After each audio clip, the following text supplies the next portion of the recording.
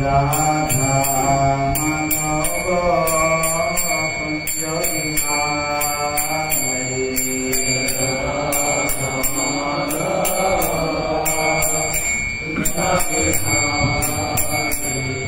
जय राधा माधव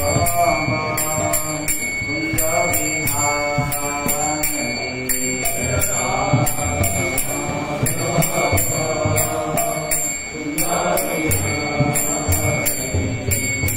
गोपी वल्लभ गिरिवरधारी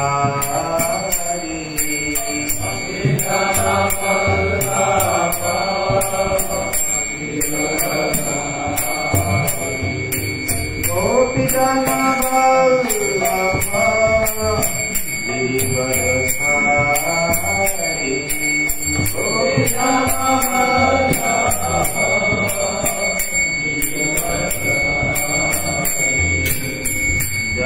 यशोदानंदन व्रज जनरंजन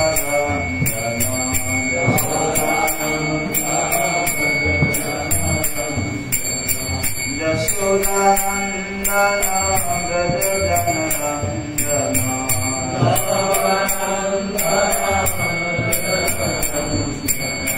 यमुना तीरा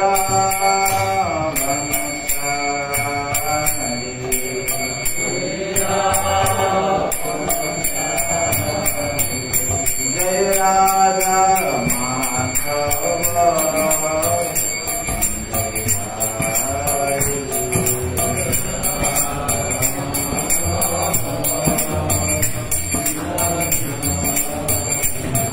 जय राधा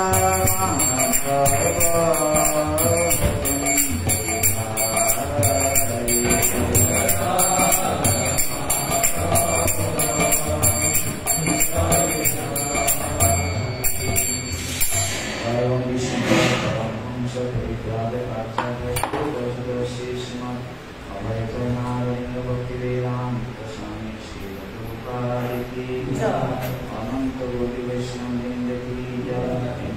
श्री कृष्ण चैतन्य प्रभु नित्यानंद श्री अद्वैत गदाधर श्रीवासदि शिव भक्तवृंद की जय। श्री श्री राधा कृष्ण गोपीनाथ श्याम कुंड राधा कुंड गिरि गोवर्धन की जय। ब्रजोपरि श्री वृंदावन धाम की जय। श्रीमद् भागवतम की जय। समवेत भक्तवृंद की जय। समवेत भक्तवृंद की जय। समवेत भक्तवृंद की जय। गौर प्रेमानंदे हरि हरि बोल। All glories to someone devotees, Hare Krishna. All glories to someone devotees, Hare Krishna. All glories to someone devotees, Hare Krishna. All glories, Shri Shri Guru and Guru Shri Prabhupada ki jai. Om Namo Bhagavate Vasudevaya.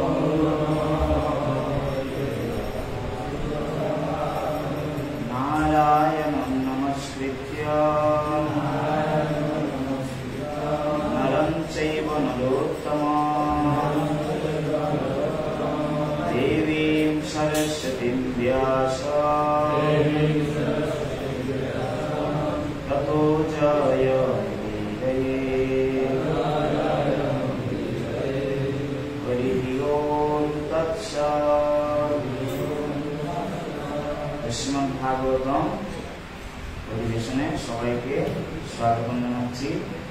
আজকে হচ্ছে সপ্তম স্কন্ধ ষষ্ঠ অধ্যায়, শ্লোক নম্বর হচ্ছে 1।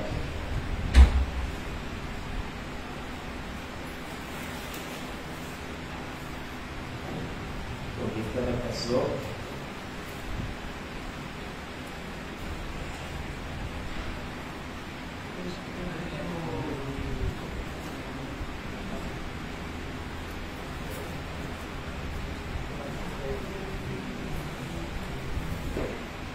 श्री प्रह्लाद उवाच कुमारमाचरेत् प्रज्ञो धर्मान् भागवतानिह दुर्लभं मनुष्यं जन्म तदपि अध्रुवमर्थदम्। श्री प्रह्लाद उवाच कुमारम् आचरेत् प्रज्ञो धर्मान् भागवतानिह दुर्लभं मानुषं जन्म तदपि अध्रुवमर्थदम्। कुमारम् आचरेत् प्रज्ञो धर्मान् भागवतानिह दुर्लभं मानुषं जन्म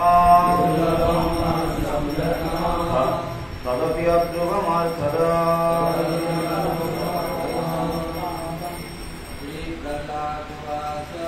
श्री प्रह्लाद उवाच कुमारम् आचरेत् प्रज्ञो धर्मान् भागवतानिह दुर्लभं मानुषं जन्म तदपि अध्रुवमर्थदम्। श्री प्रह्लाद उवाच कुमारम् आचरेत् प्रज्ञो धर्मान् भागवतानिह दुर्लभं मानुषं जन्म तदपि अध्रुवमर्थदम्। श्री प्रह्लाद उवाच कुमारम् आचरेत् प्रज्ञो धर्मान् भागवतानिह दुर्लभं मानुषं जन्म तदपि अध्रुवमर्थदम्। हरे कृष्ण। श्रील प्रभुपाद की जय। शाब्दिक अनुवाद एवं तात्पर्य। श्रील प्रभुपाद की जय। श्री प्रह्लाद उवाच प्रह्लाद महाराज बोललेन कुमार बाल्यकाले आचरे अभ्यास करा उचित प्राज्ञ बुद्धिमान व्यक्ति धर्मान धर्म भागवता भगवत भक्ति इह এই জীবনে দুর্লভ অত্যন্ত দুর্লভ মানস মনুষ্য জন্ম জন্ম তাৎ তা অপি ও অধ্রুব নশ্বর অর্থদ অর্থপূর্ণ। অনুবাদ। প্রহ্লাদ মহারাজ বললেন প্রাজ্ঞ ব্যক্তি মনুষ্য জন্ম লাভ করে জীবনের শুরু থেকে বাল্যকাল থেকেই অন্য সমস্ত প্রয়াস ত্যাগ করে ভাগবত ধর্ম অনুষ্ঠান করবেন। মনুষ্য জন্ম অত্যন্ত দুর্লভ এবং অন্যান্য শরীরের মতো অনিত্য হলেও তা অত্যন্ত অর্থপূর্ণ। কারণ মনুষ্য জীবনে ভগবানের সেবা সম্পাদন করা সম্ভব নিষ্ঠাপূর্বক কিঞ্চিত মাত্র ভগবত ভক্তির অনুষ্ঠান করলেও মানুষ পূর্ণ সিদ্ধি লাভ করতে পারে। আমি আবার বলছি, প্রহ্লাদ মহারাজ বললেন প্রাজ্ঞ ব্যক্তি মনুষ্য জন্ম লাভ করে জীবনের শুরু থেকেই অর্থাৎ বাল্যকাল থেকে অন্য সমস্ত প্রয়াস ত্যাগ করে ভাগবত ধর্ম অনুষ্ঠান করবেন। মনুষ্য জন্ম অত্যন্ত দুর্লভ এবং অন্যান্য শরীরের মতো অনিত্য হলেও তা অত্যন্ত অর্থপূর্ণ, কারণ মনুষ্য জীবনে ভগবানের সেবা সম্পাদন করা সম্ভব। নিষ্ঠাপূর্বক কিঞ্চিত মাত্র ভগবত ভক্তির অনুষ্ঠান করলেও মানুষ পূর্ণ সিদ্ধি লাভ করতে পারে। তাৎপর্য: বৈদিক সভ্যতা এবং বেদ অধ্যয়ন করার প্রকৃত উদ্দেশ্য হচ্ছে মানুষকে ভগবত ভক্তির আদর্শ স্তরে উন্নীত করা।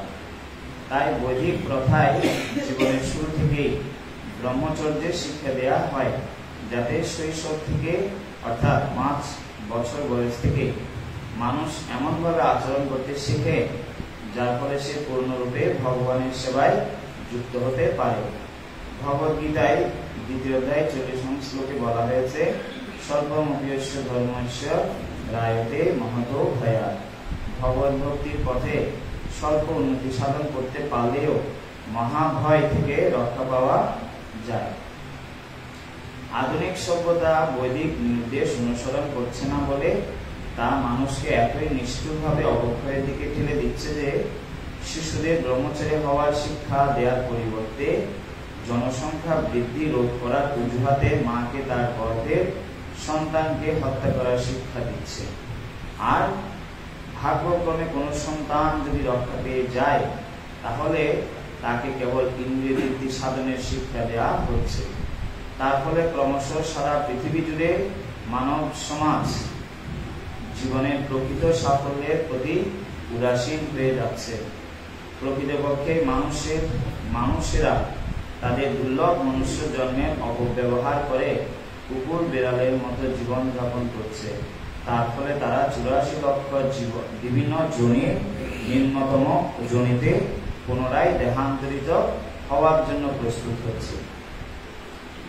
কৃষ্ণ ভাবনামৃত আন্দোলন মানুষকে ভগবত ভক্তির শিক্ষা প্রদান করে মানব সমাজের সেবা করার জন্য আগ্রহী, যা মানুষকে পুনরায় পশু জীবন অধঃপতিত হওয়ার থেকে রক্ষা করতে পারে। প্রহ্লাদ মহারাজ পূর্বেই উল্লেখ করেছেন যে ভাগবত ধর্মে শ্রবণম কীর্তনম বিষ্ণু স্মরণম পাদ সেবনম অর্চনম বন্দনম দাস্য সখ্য আত্মনিবেদনম নিহিত রয়েছে। সমস্ত স্কুলে, কলেজে, বিশ্ববিদ্যালয়ে এবং গৃহে সমস্ত শিশু এবং যুবকদের ভগবানের কথা শ্রবণ করার শিক্ষা দেওয়া উচিত। অর্থাৎ তাদের শিক্ষা দেওয়া উচিত কিভাবে ভগবত গীতার উপদেশ শ্রবণ করতে হয়, সেই উপদেশ অনুসারে জীবনযাপন করতে হয় এবং তার ফলে পশু জীবন অধঃপতিত হওয়ার ভয় থেকে মুক্ত হয়ে সুদৃঢ় নিষ্ঠা সহকারে ভগবত ভক্তি পরায়ণ হতে হয়। এই কলিযুগে ভাগবত ধর্ম অনুশীলন করা অত্যন্ত সহজ করে দেওয়া হয়েছে। শাস্ত্রে বলা হয়েছে, হরের নাম হরের নাম হরের নামৈব কেবলম কলো নাস্তি গো নাস্তি গো নাস্তি গো গতিরন্যথা। কেবল হরে কৃষ্ণ মহামন্ত্র কীর্তন করার প্রয়োজন। যারা এই হরে কৃষ্ণ মহামন্ত্র কীর্তন করবেন তাদের অন্তর সর্বতভাবে নির্মল হবে এবং তার ফলে তারা সংসার চক্র থেকে উদ্ধার লাভ করবে। এখানে শিল প্রভুপাদের উপদেশ তাৎপর্য সমাপ্ত। ওম অজ্ঞানতিমিরান্ধস্য জ্ঞানাঞ্জনশলাকয়া চক্ষুরন্মিলিतं येन তস্मै শ্রীগুরুবে নমঃ। শ্রীচৈতন্যমনোভীষ্টং স্থাপিतं येन भूतले स्वयं रूपकदा मह्यं ददाति स्वपदन्तिकं। वन्देऽहं श्रीगुरु श्रीयुतपदकमलं श्रीगुरुं वैष्णवंश्च श्रीरूपं सग्रजातं सहगना रघुनाथान्वितं तं सुदेवम् साद्वैतं सावधूतं परिजनसहितं कृष्णचैतन्यदेवं श्रीराधा कृष्णपादान् सहगना श्रीविशाखान्वितांश्च नमो विष्णुपादाय कृष्णपृष्ठाय भूतले श्रीमते भक्तिवेदान्त स्वामिनिति नामिने। नमस्ते सरस्वती देवे गौरवाणी प्रचारिणे निर्विशेष शून्यवादी पाश्चात्यदेशतारिणे। जय श्री कृष्ण चैतन्य प्रभु नित्यानंद श्री अद्वैत गदाधर शिवासादि गौरभक्तवृंद।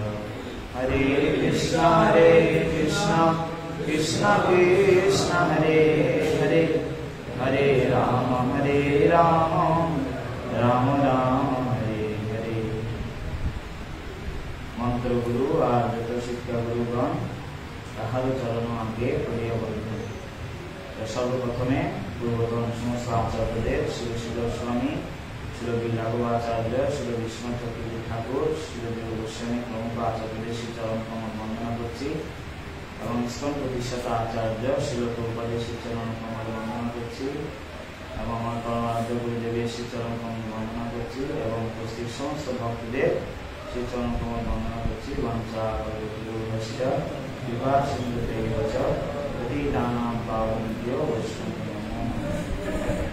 সবার প্রতি কৃপা এবং আশীর্বাদ প্রার্থনা করছি। শ্রীমদ্ ভাগবতে ভগবানের কথা সেবা ভাব নিয়ে যাতে আপনাদের সেবা করতে পারি। শ্রী প্রহ্লাদ উবাচ কৌমারম আচরে প্রাজ্ঞ ধর্মান ভাগবতানিহ দুর্লভম মনুষ্যং জন্ম তদপি অদ্ভুতম অদ্ভুতম। একজন আচার্য বলছেন এই শিল সনাতন গোস্বামী পরিবর্তী বিলাসে ভক্তির অঙ্গ বহুবিধ প্রকারের বর্ণনা করেছে। তাকে চয়ন করে আবার শিলরূপ গোস্বামী ভক্তির আসনে সঙ্গে লিখেছে, 64টি অঙ্গ দিয়েছে। আবার শ্রী চৈতন্য চরিতামৃতে তার মধ্যে সর্বশ্রেষ্ঠ নববিধ ভক্তি বর্ণনা করছে। শ্লোকটা সুন্দর একটা শ্লোক আছে।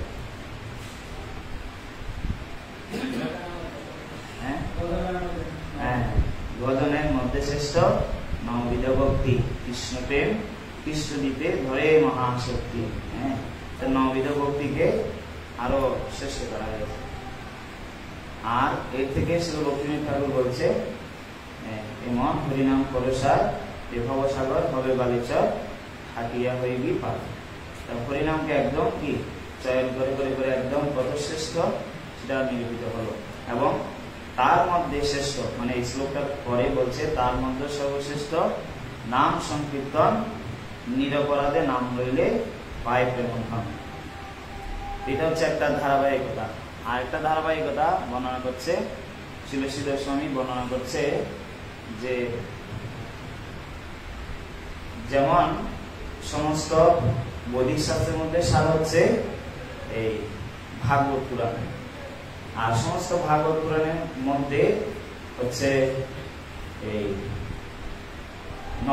সপ্তম স্কন্ধ উত্তর। আর সপ্তম স্কন্ধের মধ্যে শেষ করে হচ্ছে শিল প্রহ্লাদ মহারাজের শিক্ষা এবং প্রার্থনা করি।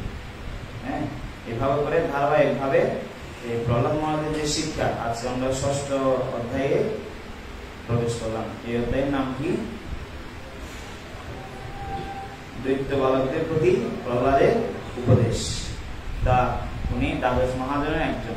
প্রহ্লাদ জনক বিষ্ণু বলি হইয়া সুখীর বয়ম, দ্বাদশ মহাজনের মধ্যে তিনি একজন। শিল গোস্বামী গুরু মহারাজ বলছেন যদিও তিনি 5 বছর বয়সী কিন্তু তিনি হচ্ছেন আমাদের আচার্য। শিল প্রভুপাদ এখানে এই তাৎপর্যে বর্তমান সময়ের এই আধুনিক যুগের ত্রুটি নিরূপিত করছে। না এই ব্রহ্মচারী আশ্রমের শিক্ষা না দেওয়ার দরুন জনসংখ্যা রোধ করার জন্য নানা রকম ঔষধ নানা রকম পদ্ধতি ব্যবহার করে গর্ভনিরোধক শিক্ষা দেওয়ার মাধ্যমে তারা সূক্ষ্ম মানে ইন্দ্রিয় তৃপ্তির শিক্ষা দিচ্ছে, যেটা হচ্ছে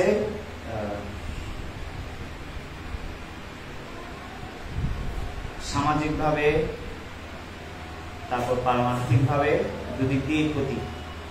কিন্তু শিল প্রভুপাদ ইচ্ছা পোষণ করেছেন ভাবী ভক্তদের জন্য কি চান প্রভুপাদ বলছেন এখানে এক একটা এই কি করেছে নাম উল্লেখ করেছে, কোথায় কোথায় এই সমস্যার সমাধান কি করে হবে।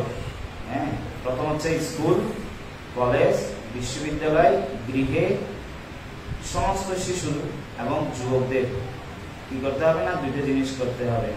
একটা হচ্ছে ভগবানের কথা শ্রবণ করার শিক্ষা দিতে হবে। আর কি দেওয়ার পরে কি করতে হবে না, শুধু দিলেই হবে না, ভাগবত প্রভুপাদের গ্রন্থ সেটা অনুসারে প্রভুপাদের পরে বলছে যে শিক্ষা দেওয়া উচিত কিভাবে গীতার উপদেশ শ্রবণ করতে হয় এক, আর দুই হচ্ছে না কি করে সেটা অনুসারে জীবন যাপন করতে হবে সেটাও শিখতে হবে ব্যবহারিক ভাবে। শুধু গ্রন্থ আমরা দিতে পারি, সেই সাথে আমরা তাদের নাম্বারগুলো আনতে পারি, নাম্বারগুলোর মাধ্যমে আবার তাদের যারা অত্যন্ত শ্রদ্ধালু না, তারা অত্যন্ত আগ্রহ রাখে যে না আমরা ধর্মের পথে আরো উন্নতি সাধন করতে চাই, তো তাদের নিয়ে 5 star 4 star 3 star 2 star 1 star এভাবে মার্কিং করতে পারি। তো যাদের শ্রদ্ধা কম তাদেরকে একরকম মূল্যায়ন করার জন্য, তাদেরকে যত্ন গ্রহণ করার জন্য এক ধরনের পদক্ষেপ, যারা অত্যন্ত শ্রদ্ধাবান আছে তাদেরকে যত্নটা কি আরো অধিক পরিমাণে করতে হবে। কারণ এখানে প্রভুপাদ এই জিনিসটাই বলছে, যত মানে তাৎপর্যের যত সমস্যা আছে সব সমস্যার সমাধান হচ্ছে দুইটা কথার মধ্যে। হ্যাঁ, অর্থাৎ একটা বাংলায় কথা আছে, যতনে রতন মিলে। তা আমরা শিল প্রভুপাদের মুখে শুনেছি যে এই চাণক্য পণ্ডিতের শিক্ষা থেকে বলছে প্রভুপাদ, হ্যাঁ, নচয় মূর্খ শতৈ রবি একৈশ্চন্দ্র তম হন্তি। হ্যাঁ, আমরা লক্ষ লক্ষ মূর্খ চাই না, একজন নিষ্ঠাবান কৃষ্ণের ভক্ত চাই। হ্যাঁ, সুদুর্লভ প্রশান্তাত্মা কোটিষুপি মহামুনে, হ্যাঁ, মনুষ্য নাম সহস্রেষু কশ্চিৎ যততি সিদ্ধে। হ্যাঁ, এই ধরনের ব্যক্তিদের, হ্যাঁ, রাবণের লঙ্কায় গিয়ে যেরকম হনুমান বিভীষণকে এনেছিল ঠিক সেরকম। তা প্রভুপাদ বলছে না, লক্ষ লক্ষ তারার থেকে একটা চন্দ্র অধিক কার্য করতে পারে, যে পৃথিবীর অন্ধকারকে নাশ করতে পারে। আর শিল প্রভুপাদের ঠিক সেরকম, প্রভুপাদের অনেক শিল ভক্তি সিদ্ধান্ত সরস্বতী ঠাকুরের শিষ্য অনেকেই ছিল, কিন্তু শিল প্রভুপাদের মতো একজন চন্দ্র কি করেছে, পুরো পৃথিবীকে আলোকিত করেছে। শিল গিরিরাজস্বামী মহারাজ, শ্রীমৎ গিরিরাজস্বামী মহারাজ, তিনি একটা গ্রন্থ লিখেছেন মেনি মুনস। তো সেখানের মধ্যে প্রভুপাদের শিষ্যদের কার কি বৈশিষ্ট্য আছে সেগুলো বর্ণনা করেছে। তা অনেক সুন্দর প্রভুপাদের শিষ্যদের। তা প্রভুপাদের আরেকটা এই আবির্ভাব স্থানে একটা বৃক্ষ করেছে, যেখানে প্রভুপাদ জন্মগ্রহণ করেছে, কাঁঠাল বৃক্ষের নিচে। তো ওই কাঁঠাল বৃক্ষটাকে তুলে ফেলা হবে, ওইটা সংরক্ষণ রাখা হবে, আগামী 10,000 বছর ধরে যারা আসবে কৃষ্ণ নাই তারা যদি এটা দর্শন করতে পারে। কলকাতার একটা মিউজিয়াম করছে প্রভুপাদের নিয়ে, এবং ওই জায়গা থেকে তোলার পরে ওই কাঁঠাল বৃক্ষে একটা বৃক্ষ করা হবে, বৃক্ষটা হচ্ছে প্রভুপাদ। আর এই বৃক্ষে ফল কি কি ধরেছে সেখানে প্রভুপাদের ডিসাইপলদের পাতার মধ্যে নাম লিখে দেবে, বৃক্ষের মধ্যে নাম লিখে দেবে। হ্যাঁ, এই বৃক্ষে এই ফলগুলো ধরেছিল ভক্তি বৃক্ষে। তা শিল প্রভুপাদ এবং পরিশেষে বলছে এই প্রভুপাদের এই শিক্ষায় যে প্রভুপাদ যেটা বর্ণনা করছে, শিল স্বামী বলছেন যে প্রভুপাদ যেটা তাৎপর্য লিখেছে, শিল জগদাস্বামী গুরু মহারাজ এই 2023 সালে না 22 সালে ভিতরে একটা হবে, করোনার সময় জুমে ক্লাস দিচ্ছে, তখন প্রভুপাদ বলছে, শিল জগদাস্বামী গুরু মহারাজ বলছেন যে অনেক ভক্ত বলে যে প্রভুপাদ সংস্কৃত জানতেন না, আবার প্রভুপাদ এত ভালো এক্সপার্ট ছিল না। আমার নামটা মনে পড়ছে না কোন মহারাজ বলেছে, শিল জগদাস্বামী গুরু মহারাজের প্রবচনে শুনেছিলাম,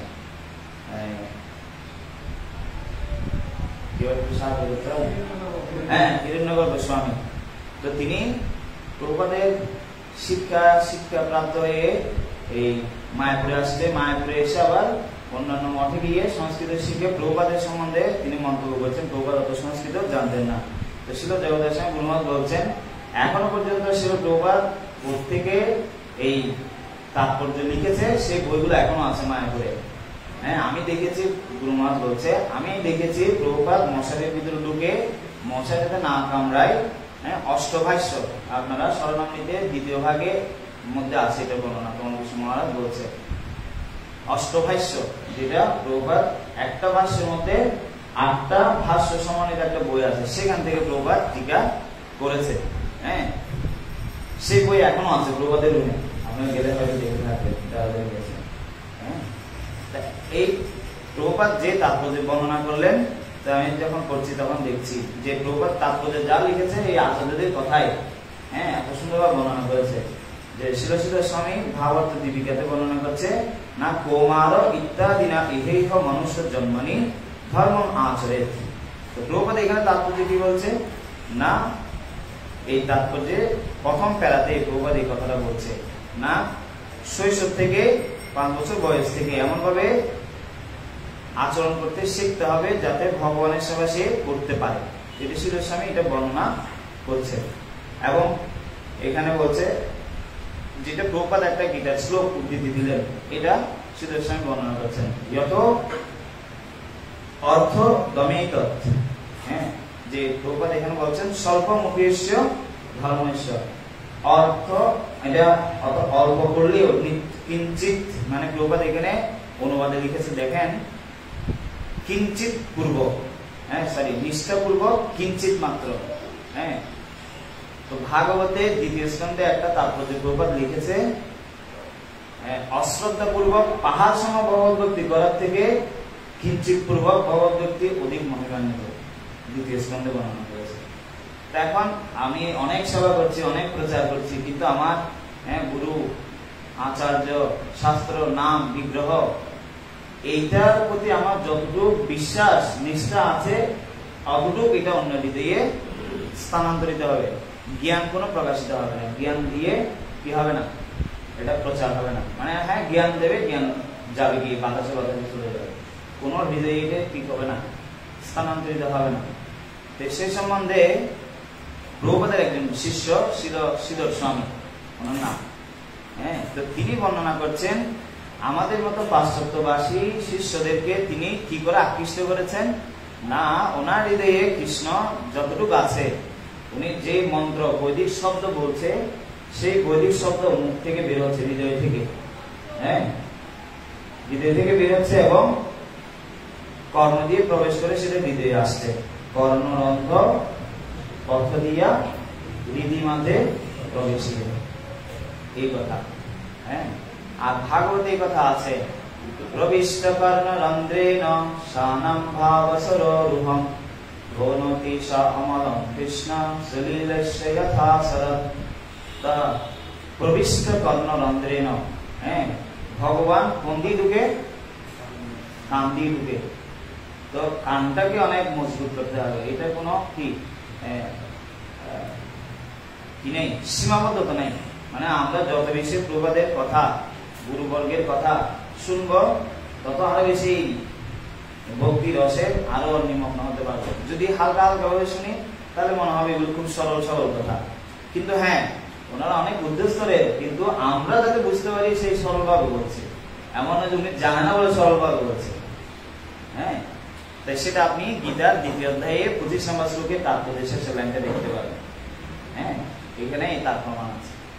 কেন না, আমরা যাতে উপলব্ধি করতে পারি, প্রভুপাদ এই কথা লিখেছে। তো 2017 সালে কি 18 সালে এই ভক্তি সিদ্ধান্ত সরস্বতী ঠাকুর প্রভুপাদ যেখানে বসে শতকোটি নাম জপ করেছে, সেখানে জননিবাস প্রভু উনি একটা প্রবচন বলছে, এই মানে পরিক্রমায়, নবদ্বীপ পরিক্রমায় শিল প্রভুপাদ একটা শব্দকে বর্ণনা করার জন্য 3 দিন অপেক্ষা করেছে, 3 দিন। হ্যাঁ, যারা আমরা এই প্রকাশনা সেবা করি, আমার অভিজ্ঞতা থেকে আমি এতদিন মানে একটা জিনিসকে ঠিক করার জন্য এতদিন কোনোদিন সময় দিইনি আজও পর্যন্ত। তাহলে চিন্তা করে দেখতে পারেন মানে প্রভুপাদ আমাদের কথা কতটা চিন্তা করে প্রভুপাদ তাৎপর্যগুলো লিখেছে। হ্যাঁ, এবং আমি সরাসরি শুনতে দেখেছি, বলতে দেখেছি, শুনেছি যে প্রভুপাদের এখানে আরো কমতি আছে। হ্যাঁ, কিন্তু দেখেন আমাদের আচার্য, আমি এই টিকা করার কোনো যোগ্য নই, কিন্তু আমি এই শ্রীমৎ হরদ স্বামী মহারাজের এই কথাটা শুনে আমার প্রভুপাদের প্রতি বিশ্বাস আরো বর্ধন করার জন্য আমি টিকাগুলো পড়ি, বুঝি না বুঝি। হ্যাঁ, কিন্তু প্রভুপাদের প্রতি বিশ্বাসটা দেখেই, হ্যাঁ, কিন্তু এটা বুঝতে পারছি, হ্যাঁ প্রভুপাদ আসলে কি নিজে থেকে লেখেনি, তিনি আরো এত সুন্দরভাবে প্রাঞ্জলভাবে বর্ণনা করেছে, যেটা আমরা সহজেই কি করতে পারবো, এটা প্রতিদিন করতে পারবো। তো প্রথম কালের মধ্যে এই শিলশিদ স্বামী যেটা লিখেছে, আর প্রভুপাদ সেটা প্রথম কালের মধ্যে বর্ণনা করছে। তত্র চ কৌমারম এইব জাস্ত অধ্রুবম, তাই সেটা প্রভুপাদ আবার এখানে বর্ণনা করছে। এরপরে প্রথম কালের পরে প্রকৃত পক্ষে মানুষেরা তাদের দুর্লভ মনুষ্য জন্মের অপব্যবহার করে, এটা শিলশিদ স্বামীর কথাটা বর্তমানে ব্যবহারিক ভাবে বর্ণনা করছে না, দুর্লভ মনুষ্য জীবনে অপব্যবহার করছে কিভাবে না, তারা ইন্দ্রিয় তৃপ্তির পিছনে ঘুরছে, সেটাই বর্ণনা করছে এখানে। হ্যাঁ, অধ্রুবম, তারা কৌমার থেকে এই ভগবত ভক্তি করছে না। ন চৈব ভূতে জন্মান্তরে যত দুর্লভম, হ্যাঁ, তারা এই দুর্লভ মনুষ্য জন্মে এই জ্ঞাটা তারা কি করছে না, মূল্যায়ন করছে না। কিন্তু কি করা উচিত না, তত্র চ ধর্মান আচরে ন সুখার্থ প্রয়াসন, যদি তারা ধর্ম আচরণ না করে তাহলে তারা যত প্রয়াস করুক তারা কখনো সুখ প্রাপ্ত হতে পারবে না। তত্র চ ভাগবতা নৈব তান ন কাম্যান, সেই কথাটা বর্ণনা করে শ্রীল জীব গোস্বামী তিনি পরমসুন্দর বলছে যে এই আমরা একটা খুব বিখ্যাত একটা শ্লোক জানি, জলজা নবলক্ষানি স্থাবর লক্ষ বিংশতি প্রিময় রুদ্র সংখ্যা, ওই শ্লোকটা শ্রীল জীব গোস্বামী ওনার ক্রমসুন্দরে বর্ণনা করেছেন ব্রহ্মবৈবর্ত পুরাণ থেকে। কিন্তু এখানে বলছে শ্রীল প্রভুপাদ ইহৈব, অর্থাৎ এই মনুষ্য জন্ম কিসের জন্য না, ধর্মান ভাগবতা নিহ, এই মনুষ্য জীবনটা কিসের জন্য, শুধুমাত্র ভাগবত ধর্ম আচরণ করার জন্য। যদি সেটা কেউ না করে তাহলে কি হবে না, সেটা তার ক্ষতি হবে। এই ধরনের জন্ম এই শ্রীল জীব গোস্বামী বলছে যতর্হ, অর্থাৎ তজ্জন্ম দেবাদি জন্মানি মহাবিশেষ বিশাল, ব্রহ্মাদি দেবতারা পর্যন্ত এই ধরনের মনুষ্য জীবন কি করে, এই কামনা করে। এই সম্বন্ধে শ্রীল প্রভুপাদ তৃতীয় স্কন্ধে, আপনারা এটা দেখতে পারেন, আমি পুরো তাৎপর্য করবো না, তৃতীয় স্কন্ধ 15 অধ্যায় শ্লোক নাম্বার 24 এবং 25, তো সেখানে বলছে ব্রহ্মাদি ওই ভগবত বর্ণনা, ওইখানে প্রভুপাদ এত সুন্দর, হ্যাঁ, মনুষ্য জীবন মানে গুরুত্ব বর্ণনা করেছে। যদি আমরা এটা গুরুত্বটা না বুঝতে পারি তাহলে এত মূল্যবান কিছু যে প্রাপ্ত হয়েছে ভগবত ভক্তি, মন্দিরে থাকার, ভগবত ভক্তি করার, এটা বুঝতে পারবো না। আমাকে একটা ভক্ত বলছে, যদিও সে ভক্ত সঙ্গ থেকে দূরে আছে কিন্তু ভগবত ভক্তিতে আছে, আমার তো এখানে খুব চঞ্চল লাগছে, আমার ভালো লাগছে না, হ্যাঁ, আমার কেমন কেমন লাগছে। আমি বলছি এখানে আমি জেনে শুনে আপনাকে এভাবে রেখেছি, কেন আমার কাছে যে প্রথমে আসবে তাকে মূল্যায়ন করার জন্য, ভক্ত সংঘ গুরুত্বটা বোঝানোর জন্য তাকে আমি এইভাবে অভাবের মধ্যে রাখবো। হ্যাঁ, অভাবের মধ্যে রেখে এটা গুরুত্বটা কদ্দূর, ভক্ত সংঘ যারা আছে সময় থাকলেও ভাগবত শুনছে না, সময় থাকলেও জপ করছে না, সময় থাকলেও কি অধ্যয়ন করছে না, এটা বুঝতে পারবে কখন, যারা চাকরি করে এসছে, অত্যন্ত মানে সময়ের কত মূল্য, ভক্ত সঙ্গে কত গুরুত্ব সেটা বুঝতে পারবে না, অবমূল্যায়ন করবে। অবমূল্যায়ন করলে কি হবে না, এটাই হবে। ব্রহ্মা স্বয়ং যিনি আমাদেরকে সৃষ্টি করেছে উনি বলছে, ব্রহ্মা বললেন এই তৃতীয় স্কন্ধ 15 অধ্যায় শ্লোক নাম্বার 24, আপনার যাদের বই আছে বা পিডিএফ আছে দেখতে পারেন। প্রিয় দেবতাগণ, মনুষ্য জীবন এতই মহত্বপূর্ণ যে আমরাও সেই জীবন প্রাপ্ত হওয়ার বাসনা করি, কেননা মনুষ্য জীবনে ধর্ম তত্ত্ব জ্ঞান পূর্ণরূপে লাভ করা যায়। কেউ যদি মনুষ্য জীবন লাভ করা সত্ত্বেও পরমেশ্বর ভগবান ও তার ধাম হৃদয়ঙ্গম না করে তাহলে বুঝতে হবে যে সে বহিরঙ্গা প্রকৃতি প্রভাবের দ্বারা অত্যন্ত প্রভাবিত। তা প্রভুপাদ এটাতে বর্ণনা করেছেন যে সমস্ত মানুষ তার জীবনের এই সমস্ত সুযোগের সৎ ব্যবহার করে না, সে আত্মহত্যা করছে। কেউ বিষ খেয়ে আত্মহত্যা করে, কেউ মেয়ের জন্য বিষ আত্মহত্যা করে, আর কেউ ভগবদ্গীতার সাথে অবহেলা করা মানে কি? আত্মহত্যা করা। হ্যাঁ, আত্মহত্যা করা কোন অংশে কিনা, এটা প্রবাদের কথা বলছেন। তাই কি করা উচিত না, তাই যে ব্যক্তি মানব জীবনে কৃষ্ণ অনুশীলন শুরু করে না, মায়াশক্তির প্রভাবে সে তার জীবন হারায়। ব্রহ্মা এই প্রকার মানুষদের দুরবস্থার কথা ভেবে আক্ষেপ করছে। হ্যাঁ, আক্ষেপ করছে। কিন্তু এটা শুনে হয়তো বলতে পারেন, মনুষ্য জীবনের গুরুত্ব তো আমি বুঝি, আমরা নতুন মানুষদেরকে বুঝাই, কিন্তু এখন আমাকে বুঝতে হবে যে আমার জায়গা থেকে আমি সময়ে মূল্যায়ন করছি কিনা। এমনকি ভাবস্তরে ভক্তের কথা বর্ণনা করে শ্রীল রূপ গোস্বামী বলছেন, অব্যক্ত কালোত্তম নামে গানে সদা রুচি। ভাব ভক্তির স্তরের লক্ষণ হচ্ছে তিনি কখনো একটা সময়ে কি করবে না, নষ্ট করবে না। আর রূপ গোস্বামী বলছেন না, কালম নয়েদ অখিল মৃত্যু উপদেশ সার। হ্যাঁ, আমার উপদেশ, যা উপদেশ আমি তো বর্ণনা করলাম, সার উপদেশ কি? হ্যাঁ, সার উপদেশ কি? একটা একটা পুরো উপদেশ পুরো সার উপদেশ একটাই। হ্যাঁ, কি কালম নয়েদ অখিল মৃত্যু উপদেশ সার। একটা সময়ও ব্যর্থভাবে নষ্ট না করার হচ্ছে উপদেশামৃতের সার উপদেশ। এইটা যদি ব্রহ্মা আমাদের জন্য আক্ষেপ করছে, এবং শ্রীল জীব গোস্বামী আরো বর্ণনা করছেন, তত্রাপি ন বিলম্বেতে তাহ কৌমারম কৌমারম অব্যক্ত অর্থ। শ্রীল প্রভুপাদ এই সম্বন্ধে বর্ণনা করছে, এই ভগবত ভক্তি এত সহজ, এটা উপযুক্ত বয়সে না, পরিপক্ক সময়ের পরিপ্রেক্ষিত দরকার হয় না। এটা কি লাগে না, যে কোনো জায়গায় যে কোনো পরিস্থিতি করতে পারে। প্রভুপাদের এক জায়গায় বর্ণনা করছে, দ্বিতীয় স্কন্ধে না তৃতীয় স্কন্ধে, মায়ের গর্ভে ভগবত ভক্তি করা যায়, তারপরে কোমল অবস্থায় ভগবত ভক্তি করা যায়, তারপরে হতাশাগ্রস্ত অবস্থায় ভগবত ভক্তি করা যায়। হ্যাঁ, মৃত্যু পথযাত্রী ব্যক্তিও ভগবত ভক্তি করতে পারে। এক একজন ব্যক্তির উদাহরণ দিয়েছে প্রভুপাদ তাৎপর্য। হ্যাঁ, এটা আমার ঠিক স্মরণ করছে না। এই কথাটা এখানে বলছে, কৌমারে কৌমার অমরা অভ্যার্থে অর্থ। হ্যাঁ, শুধুমাত্র যে কৌমার থেকে শুরু করতে পারবে তা না, এটা যে কোনো সময় থেকে কি করতে পারে, শুরু করতে পারবে।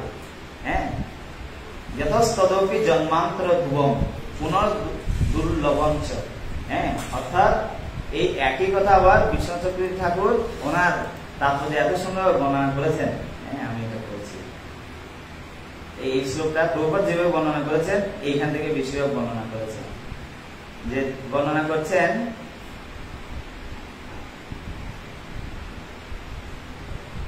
বলা হচ্ছে না, কৌমারম থেকে বয়স থেকে কি করতে হবে, কৌমারম আচরের, মানে 5 বছর বয়স থেকে ভগবানের ভক্তি কি করবে, আচরণ করবে। কে করবে না, প্রাজ্ঞ।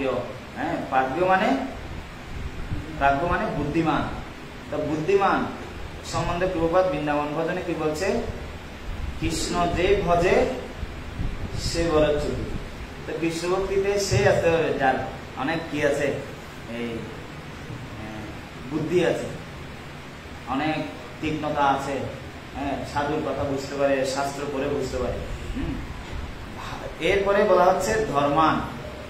ধর্মান কেন না, ধর্ম সেই আচরণ করতে পারবে যেই কি প্রাজ্ঞ। হ্যাঁ, কৌমারম সেই আচরণ করবে না যে প্রাজ্ঞ। আর সেই প্রাজ্ঞ ব্যক্তি কি করতে পারে না, ধর্মান ভাগবতান। ভাগবতান মানে না ইহ, ইহ মানে এই ভারত ভূমিতে। ছিল বিশ্বনাথ বলছে না ভারত ভূমিতে। ছিল চৈতন্য ভাগবতের লেখক ছিল বৃন্দাবন দাস ঠাকুর। হ্যাঁ, মহাপ্রভুর লীলা বর্ণনা করছেন চৈতন্য ভাগবতে 8ম অধ্যায়। আপনারা পুরোটা পড়বো না, একটু কি করে পড়বো। 8ম অধ্যায় আমরা চাইলে নোট করে নিতে পারেন। চৈতন্য ভাগবত 8ম অধ্যায় 198 থেকে 207। হ্যাঁ আদি লীলা, চৈতন্য ভাগবত আদি লীলা অষ্টম অধ্যায় 198 থেকে 207। এখানে বৈষ্ণবদের দুঃখ করুণা কৃষ্ণের নিকট প্রার্থনা করছে। হরিভক্তি শূন্য হইল সকল সংসার, অসৎ সঙ্গ অসৎ পথ বই নাহি আর। হরিভক্তি ছাড়া এই সংসারে সবাই কি অসৎ পথে চলছে। নানা রূপে পুত্র আদি মহোৎসব করে, দেহ গৃহ ব্যতিক্ত আর না নিষ্পুরে। শুধু কি করছে, পুত্র মানে আত্মীয় স্বজনকে কেন্দ্র করে যা আছে সেগুলোই অনুষ্ঠান করছে, ধর্ম ভগবত ভক্তি ধর্ম ব্যতি রেখে। মিথ্যা সুখে দেখি সর্ব লোকের আদর, বৈষ্ণবের গণ দুঃখ ভাবে অন্তর। তো মিথ্যা সুখে মানুষ আদর করছে, সেটা দেখে ভক্ত বৈষ্ণবরা কি হয়, পর দুঃখে দুঃখী। কৃপাম্বুলির অহস্তম প্রপদ্যে শ্রী প্রভুপাদ বলছে, বৈষ্ণবরা সেজন্য কষ্ট করে গ্রামে গিয়ে হোক, জেলে গিয়ে হোক, নানা ভাবে গ্রন্থ বিতরণ করছে। এই প্রভুপাদের এই গ্রন্থ বিতরণ কেন করছে না আমি ফার্স্ট হবো, আমি সেকেন্ড হবো, সেটার জন্য না। কেন করছে বৈষ্ণবেরা, না না আমি যদি একজনকে কৃষ্ণ দিতে পারি তাহলে কি আমি দিতে পারবো না, কে দিতে পারবে, কৃষ্ণ সে তোমার ছিল প্রভুপাদ দিতে পারবে। প্রভুপাদের গ্রন্থ পড়া মানে প্রভুপাদের সঙ্গ করা। কৃষ্ণ সে তোমার, কৃষ্ণ দিতে পারো, তোমারও শক্তি আছে। আমার শক্তি নাই, আমার যদি শক্তি থাকতো, আমার যদি শক্তি থাকতো তাহলে আমি কি অনেক কিছু করতে পারতাম, এত কিছু বলেও কিছু হচ্ছে না, এত কিছু করেও হচ্ছে না, তার মানে আমার শক্তি নাই। সেজন্য মহাজনা বলছে, আমরা বলবো না, আমি বলবো না, সেজন্য মহাজনা বলছে শক্তি বুদ্ধিহীন আমি অতি দিন করমরে। এটা আমি বলবো না, সেজন্য আচার্যরা বলছে আমি গাইলাম তুমিও গাও। তা এই ভক্তিনাথ ঠাকুর লিখছেন, তো এটা আসবে মানে এই দৈন্য ভাবটা আসবে কোথেকে না, একইতে আছে না, এই গুরুদেব কৃপা বিন্দু দিয়া করো এই দাসে দিনে প্রত্যয়। আপনাকে দৈন্য করবে কে না গুরুদেব। আপনার আমার ভিতরে দৈন্যতাটা এমনি আসবে না, এটা গুরুদেবের কাছে প্রার্থনা করলে আসবে। তার জিবিসি সেমিনারে, গুরু সেমিনারে একটা কথা বলছিলেন, জয় শ্রী শ্রী গণিতায় কি জয়। সব থেকে বড় সেবক হচ্ছে গুরু। সব থেকে বড় সেবক হচ্ছে কে, আমাদের এই সোসাইটিতে ছিল শ্রীমন্ত ফলদর্শনী গুরু মহারাজ বলছেন না, কেন না আমি যে ডিপার্টমেন্টে আছি আমার সেবার তালিকায় যে সেবাটা আছে ওটা লিখে দিয়ে ওইটা করে দিলে টেনশন মুক্ত। কিন্তু গুরু কোন ডিপার্টমেন্ট, গুরু কোন সেবাটা, গুরু যেটা করে উনি হাফ সেরে বাঁচবে। তো সেজন্য যে ভক্ত কৃষ্ণকে ভালোবাসতে চায়, এটা আমার ব্যক্তিগত অভিজ্ঞতা থেকে বলছি, আচার্যদের কথা থেকে। যদি আমি কৃষ্ণকে ভালোবাসতে চাই, আমার গুরু মহারাজকে আমি ভালোবাসতে চাই, প্রভুপাদকে ভালোবাসতে চাই, তাহলে দায়িত্ব নিতে হবে। তো বলতে পারেন দায়িত্ব নিলে তো বোঝা আসে, ব্যথা আসে। তা ব্যথা যদি আসে তাহলে আপনি দেখেন, এই টাকা গণাও কি ভগবান ভক্তি, জায়গা জমি হিসাব করো কি ভগবান ভক্তি, বিল্ডিং চুক্তি দেওয়া এটা কি ভগবান ভক্তি। ভাগবতে পঞ্চম স্কন্ধে 15 পরে দেখেন এখানে আছে। তারপর যেমন ধরেন যারা বৈষয়িক মানে সংসারী, তাদের দেখে তো আমার উৎসাহ হয়, এই কত নিষ্ঠা, মানে জ্বর আছে, জ্বর 102, এর মধ্যে মানে ছাত্রী যাচ্ছে কেন, ফিঙ্গারপ্রিন্ট ঠিক মতো না করলে কি হবে, একদিন বেতন কেটে ফেলবে। আরে বৃষ্টি হচ্ছে, বৃষ্টি, আমি হলে আমি মন্দির থেকে ছিটে আসতাম না। সেই ব্যক্তি বৃষ্টির মধ্যে, পরিস্থিতি খারাপের মধ্যে আমার বলছে প্রভু আমি না গেলে, আমি ফিঙ্গারপ্রিন্ট যদি ঠিক সময় না দিতে পারি একদিনের বেতন কেটে ফেলবে 1 মিনিট দেরির জন্য। তো দায়িত্ব যখন কেউ নেবে তখন ওটার উদ্বিগ্নতা আমাকে পরিশুদ্ধ করবে, সেটা আমাকে কৃষ্ণ চিন্তা করাবে। এমনি টেনশন ফ্রি অবস্থায় হয় মায়ের টেনশন করতে হবে না কৃষ্ণের টেনশন করতে হবে। টেনশন এটা এখানে বলছে। হ্যাঁ, তো কৃষ্ণ বৈষ্ণবেরা অন্যের দুঃখটা দেখে ওনারা দুঃখ পায়। এক বিষয়, কৃষ্ণ বলি সর্বগণ করেন ক্রন্দন, এসব জীবের কৃপা করে নারায়ণ। কৃষ্ণ বলে যে কান্না করবে না, কৃষ্ণ আমি পারছি না, আমি প্রচার করতে পারছি না, আমি সাধনা করতে পারছি না, যে কৃষ্ণের কাছে ক্রন্দন করে বলবে, কৃষ্ণ তাকে কি করবে? কৃপা করবে। হ্যাঁ, মা দুধ দেয়, কখন দেয়? এমনি দেবে দুধ, কিন্তু যদি বেশি কান্নাকাটি করলে তখন কি তাড়াতাড়ি কাজ করে দিয়ে এসে দেবে। তো ভগবানের কাজ, অনেক কাজ আছে। হ্যাঁ, আমরা এতজন ভক্ত আছি, কত ভক্ত কত কিছু এসে বলছে, যত দর্শন আছে তত সব বলছে, তো কারটা শুনবে? যার চাহিদাটা মানে কি হৃদয়পূর্বক, মানে এটা কৃষ্ণের সাথে যায়, ও আমার সাথে সাথে যায়, মানে কৃষ্ণ যেটা চায়, মহাপ্রভু নিত্যানন্দ যেটা চায়। হ্যাঁ, দিন অবসানে আসি আমাকে কহিবা, যারা দেখো তারে কহ কৃষ্ণ উপদেশ। হ্যাঁ, প্রতি করে করে গিয়া করে ভিক্ষা বলো, কৃষ্ণ বলে কৃষ্ণ করে শিক্ষা, যা কি করলে না করলে আমাকে কি করতে হবে, ইত্যাদি ইত্যাদি। তো ওইগুলো করার জন্য যখন আমি প্রার্থনা করব, সেই প্রার্থনাটা ভক্তির অনুকূল। যখন এটা আমি বলবো, হ্যাঁ, তখন কি হবে? ভগবান একটু খুশি হবে। এরপরে বলছে, হেন দেহ পাইয়া কৃষ্ণে নাহি হইল রতি, কতকাল গিয়ার জীবে দুর্গতি। এখানে মানে অর্থাৎ মনুষ্য জীবনের যে গুরুত্ব এখানে বলছে, হেন দেহ পাইয়া কৃষ্ণে নাহি হইল রতি। হ্যাঁ, মনুষ্য জন্ম পাইয়া রাধা কৃষ্ণ না বুঝিয়া জানিয়া শুনিয়া বিষ খাই না। আরেকটা আছে না এরকম, এই কৃষ্ণের রতি বিনা জীবন্ত মিছে। দেখেন আমার রতি কোথায় আছে, কোনটা দেখলে আমার ফটার করে মনটা ফটফট ফটফট করে দাপ দাপ দাপ দাপ দাপ করে আকর্ষণ ফাট করে চলে আসে, চোখ আর বন্ধ হয় না। হ্যাঁ, এটা দেখতে হবে। শিল গোস্বামী গুরু মহারাজ বলছেন, যেখানে আমার স্বাভাবিকভাবে মনটা চলে যাচ্ছে, এটার প্রতি আমার আসক্তি আছে, রতি আছে। হ্যাঁ, কৃষ্ণের রতি বিনা জীবন্ত মিছে। তো শিল গোস্বামী বলছেন, এই যুবতী নাম যথা জুনি জুনাম চ যুবত যথা। হ্যাঁ, যুবক স্বাভাবিকভাবে যেরকম আকৃষ্ট হয় মেয়ের প্রতি, মেয়ে যেরকম ছেলের প্রতি আকৃষ্ট হয়, এটা স্বাভাবিক। হ্যাঁ, আকর্ষণ নাই মানে সমস্যা আছে, আছে, এটা আসবে স্বাভাবিক। কখন যাবে? শিবস্বামী গুণ বলছে, যখন কৃষ্ণ চাইবে। হ্যাঁ, যার যত কাম আছে তার তত প্রেম আছে। হ্যাঁ, বিশ্বচক্রবর্তী ঠাকুরের একটা শ্লোক উদ্ধৃতি করেছে। হ্যাঁ, দ্বিতীয় স্কন্ধে বলছে, যার যত কাম আছে তার তত বেশি ভগবতী প্রেম আছে। কারণ এই জগৎটা আছে কি, হ্যাঁ, বিকৃত। এখন আমাকে একটু বিচার করতে হবে, আমার রতি বৃদ্ধি হচ্ছে না, নাই, করার জন্য কি করতে পারি? হ্যাঁ, স্বাভাবিকভাবে দেখেন, এই একটা ছেলে একটা মেয়েকে ধীরে ধীরে ধীরে ধীরে ধীরে প্রেম করতে করতে করতে করতে কত আকর্ষণ, একদিন কথা বলে ছাড়বে না, প্রতিদিন কথা বলবে।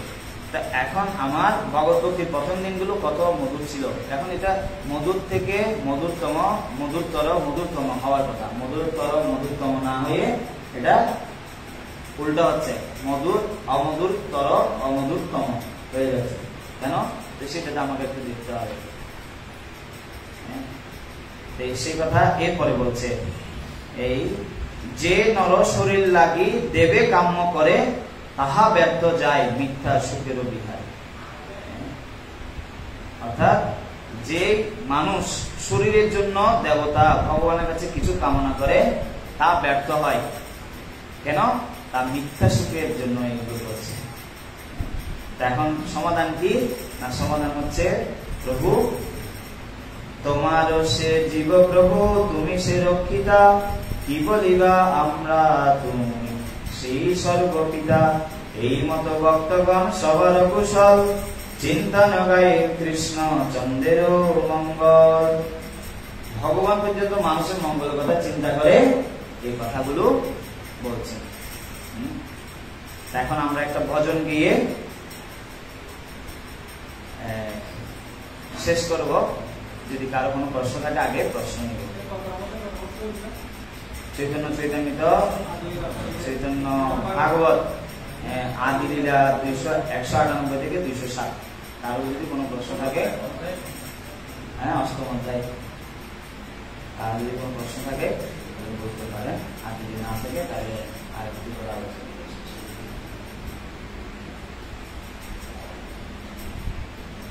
চৈতন্য চরিতামৃতে আদি লীলাতে 13 অধ্যায়ে 123 নম্বর শ্লোকে প্রভুপাদ এত সুন্দর অনেক কিছু গুরুত্বপূর্ণ কথা বর্ণনা করেছে। এই শ্লোকটা আমরা চাইলে শিখতে পারি। পুরো মনুষ্য জীবনের গুরুত্ব ছিল কৃষ্ণদাস কবিরাজ গোস্বামী বর্ণনা করছেন। পাইয়া মনুষ্য জন্ম যে না শুনে গৌরগুণ। আপনারা চাইলে আমাকে বলতে পারেন, পাইয়া মনুষ্য জন্ম যে না শুনে গৌরগুণ। হেন জন্ম তার ব্যর্থ হইল, পাইয়া অমৃত ধুনি পিয়ে বিষগর্ত পানি। জন্মিয়া সে কেনে নাহি মইল, পাইয়া মনুষ্য জন্ম যে না শুনে গৌরগুণ। হেন জন্ম তার ব্যর্থ হইল, পাইয়া অমৃত ধুনি পিয়ে বিষগর্ত পানি। জন্মিয়া সে কেনে নাহি মইল, পাইয়া মনুষ্য জন্ম যে না শুনে গৌরগুণ। হেন জন্ম তার ব্যর্থ হইল, পাইয়া অমৃত ধুনি পিয়ে বিষগর্ত পানি। জন্মিয়া সে কেনে নাহি মইল।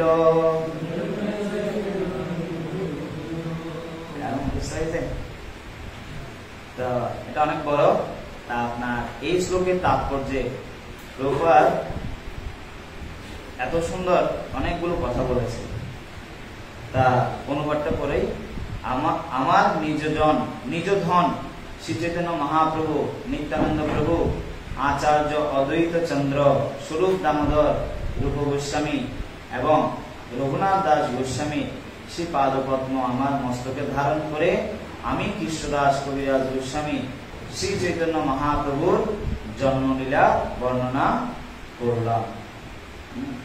এখানে ছিল কৃষ্ণদাস কবিরাজ গোস্বামী এই তাৎপর্যে শেষে বর্ণনা করছেন। শিল নরোত্তম দাস ঠাকুর অনেক জায়গায় গিয়েছেন যে তার প্রকৃত সম্পদ হচ্ছে শ্রী শ্রী রাধা কৃষ্ণের শ্রীপাদপদ্ম। দুর্ভাগ্যবশত আমরা অনিত্য সম্পদের প্রতি আকৃষ্ট এবং তাই প্রকৃত সম্পদকে অবহেলা করছি। অধনে যতন করি ধন তিয়াগিনু, এই কথা। এখন আমরা উপসংহার হিসেবে এই প্রভুপাদের যারা শিষ্যবৃন্দ রয়েছে তাদের এক দুটো কথা শুনে আমরা শেষ করব। ভজন সময় হবে না দেখবো ভজন। আচ্ছা ভজন গাইতে বলছে।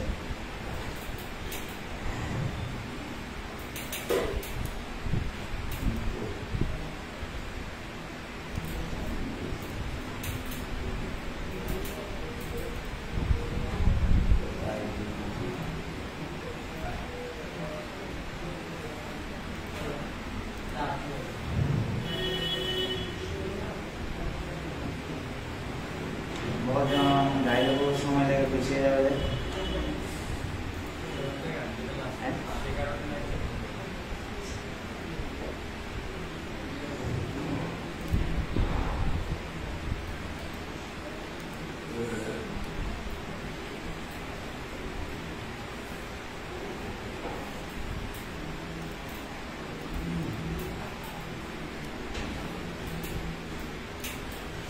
সলিউশন বলি আচার্যদের কথা দিয়ে, ভজন গাইলে শেষ হবে না, কনক্লুশন আসতে পারবো না। ভজন সবাই জানেন। 14 ফেব্রুয়ারি জানুয়ারিতে 1995 সালে শ্রীমদ্ ভাগবতের পঞ্চম স্কন্ধে 4th অধ্যায়ে 15 নম্বর শ্লোকের প্রবচনে শ্রীমদ্ ভক্তিচারক স্বামী গুরু মহারাজ বলছেন, মনুষ্য জীবন সুদুর্লভ, পারমার্থিক উন্নতি করার মাধ্যমে তোমার জীবনে পূর্ণ সৎ ব্যবহার করো।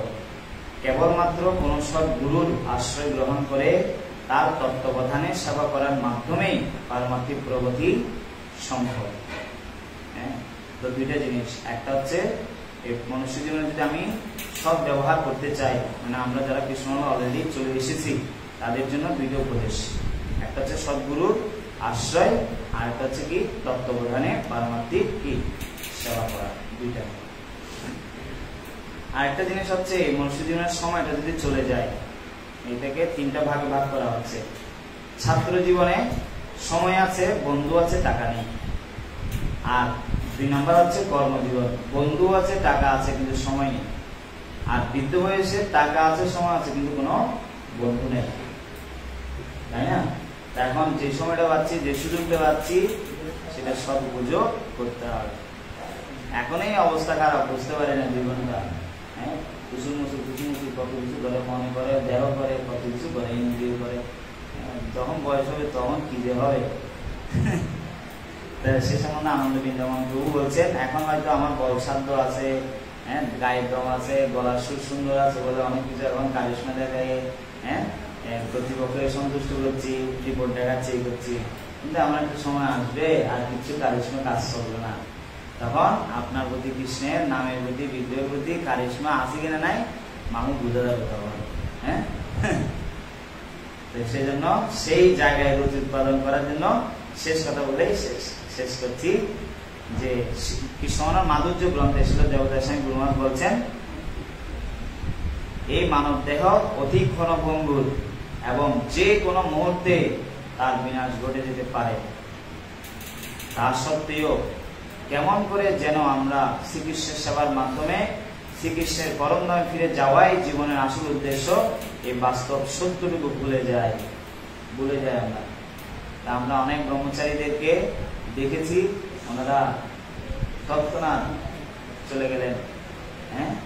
আমরা জানি না, আমরা মানুষকে হয়তো বলি যে নিঃশ্বাসের নামে বিশ্বাস, হ্যাঁ, কিন্তু নিঃশ্বাসে বিশ্বাস নাই, এটা ফিরিয়ে শিখছিলাম, কিন্তু ফ্রিজ থেকে বের হওয়ার পর আর 3টা বাজে ঘুম থেকে উঠি না, হ্যাঁ, এটা দিন বলে যাচ্ছি। তো অনুগ্রহপূর্বক এগুলো মনে রাখতে হবে। প্রভুপাদের গ্রন্থ, গুরু প্রভুপাদ, ওনাদের কথা নিত্য শুনতে হবে। আর কয়েকদিন আগে একটা পোস্ট দেখলাম, শ্রীমৎ রাধানাথ স্বামী গুরু মহারাজ ওনার শিষ্য শ্রীমৎ ভক্তি রসামৃত স্বামী মহারাজের প্রবচন শুনছে, হ্যাঁ, এটা কত বড় দৃষ্টান্ত হতে পারে, এটা এই জগতে হচ্ছে অতুলনীয় দৃষ্টান্ত। নিত্যম ভাগবত সেবায় আর গুরুত্ব। এখানে বলে শেষ করছি, আপনাদের কাছে সে আশীর্বাদ প্রার্থনা করছি, প্রভুপাদ এবং আচার্যরা ভগবান যেটা চায়, বৈষ্ণব যেটা চায়, সেই অনুসারে আমি আমার জীবনকে পরিচালনা করতে পারি স্বতন্ত্র মনোভাব ত্যাগ করে। হরে কৃষ্ণ কৃষ্ণ কৃষ্ণ হরে হরে, হরে রাম রাম রাম হরে হরে। শ্রীমদ্ ভাগবতম কি, শ্রীল প্রভুপাদ পূর্বতন আচার্য বৃন্দ কি, শ্রী শ্রী নিতাই গৌরাঙ্গ গিরিরাজ গোবর্ধন জগন্নাথ সুভদ্র মহারানী শ্রী শ্রী রাধা মাধব কি, সমবেত ভক্তবৃন্দ কি, জয় জয় নিতাই গৌর প্রেমানন্দে।